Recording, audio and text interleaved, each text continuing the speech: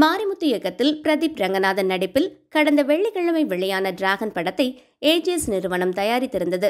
Pradeep, Anupama Parameswaran, Mysskin, John Marian, Gautham Menon, KS Ravikumar உள்ளிட்ட நட்சத்திரங்கள் நடித்துள்ள டிராகன் தமிழ் மற்றும் தெலுங்கில் கடந்த வாரம் வெளியானது.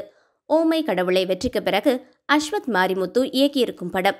காதல் பிரிவிற்கு பிறகு தனது படிப்பை கைவிட்டு பணத்திற்காக நிதி மோசடியின் ஆபத்தான உலகத்திற்குள் நுழையும் ராகவனை சுற்றி நகர்கிறது கதை. தற்போது ஹவுஸ்ஃபுல்லாக ஓடிக்கொண்டிருக்கும் டிராகன் படம் வெளியான முதல் நாளில் 6 கோடி ரூபாயை வசூலித்திருக்கிறது. 2ஆம் நாளில் 108 கோடி வசூல் செய்திருக்கிறது.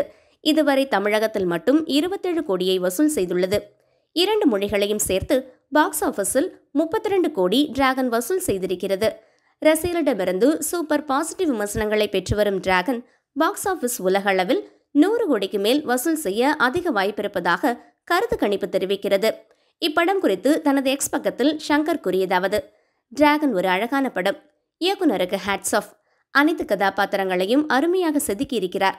பிரதீப் ஒரு அற்புதமான நடிகர் என்று மீண்டும் நிரூபித்திருக்கிறார் என்று பதிவிட்டுள்ளார்.